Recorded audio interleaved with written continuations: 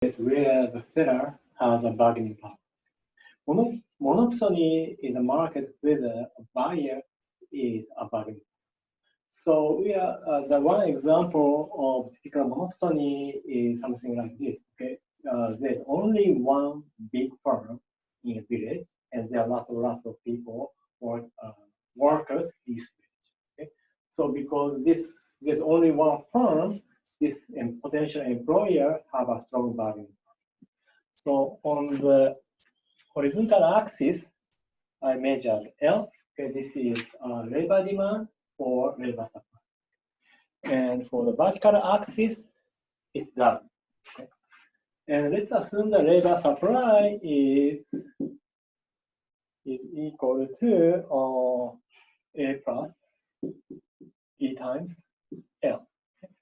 So which means that the labor supply curve is vertical intercept is A, and slope is B. Okay. And let's assume that there's this one firm, and firm's production is Y is equal to L, okay? Which implies that if firm introduce 1 unit of labor, it will produce 1 unit of output. If the firm employ 10 units of labor, it will produce 10 units of output. As you can see that this production function is going to show constant return to scale, because if the L increases 10 times, Y increases also 10 times. So let's assume the price of the output is P, and let's assume this is fixed. Okay? Something like small open economy. Okay. So the profit of this company, profit is equal to P times Y minus W times. Okay? P times W is a revenue, W times L is labor cost. Okay? And because Y is equal to L, this implies that P times L minus W times, which is equal to P minus W times. Okay? So that this is a profit. So to consider, before considering the equilibrium in monopsony market, let's consider opposite case, which is there are a lot of firms, okay, and almost there are infinite of the firm, okay, in this village, and let's think about what is going to happen.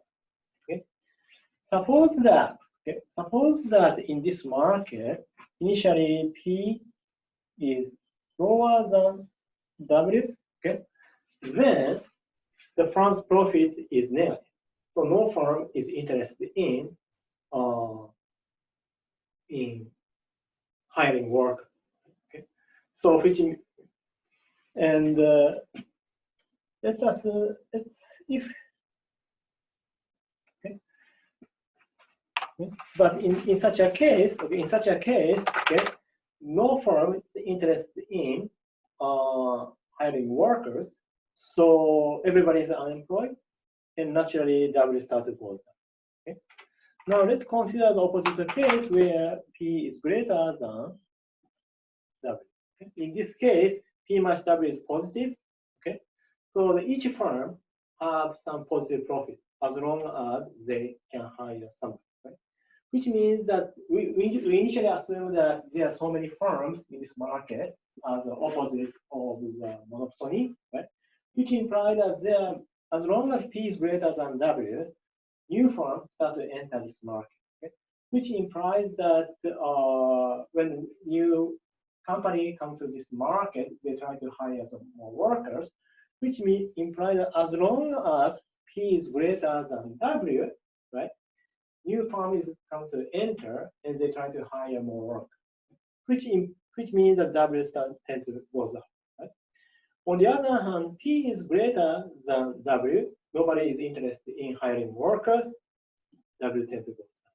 So at the equilibrium, what is going to happen is that P is equal to W. Why? Because if P is greater than W, new firms start to enter the market. They try to hire more workers. Labor demand increases. W is going to push up. Okay? So at the equilibrium, P is equal to W. Okay? So now, what this means that this is P. Okay, let's measure P. Okay, or initially I measure the W, right? And but I can also measure the P. Why? Because at the equilibrium, we know that when there are so many firms, W is equal to P. So, right? On the other hand, we know the labor supply comes this, so which means that at the equilibrium, this is the amount of labor supplied, and W should be equal to P, and this is the equilibrium. Okay? So when there are many firms in this market, this is the situation at the equilibrium. Now, instead of assuming that there are so many firms in this market, let's assume that there's only one firm. Okay?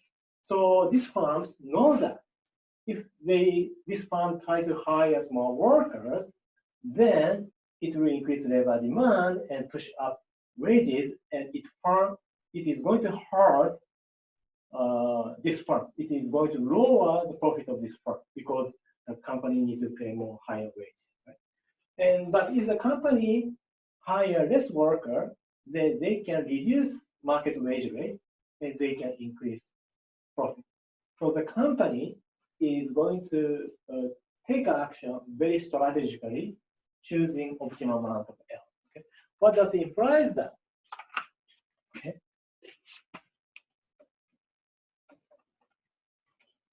Okay. So again, profit is P times Y minus W times L. Y is equal to L because production function Y is equal to L, which means that P times L minus W times L, which means P minus W. Okay. Okay. But now the company is monopsony. There's only one firm. Okay, which implies the company knows that they can control this W. Okay, how they can control?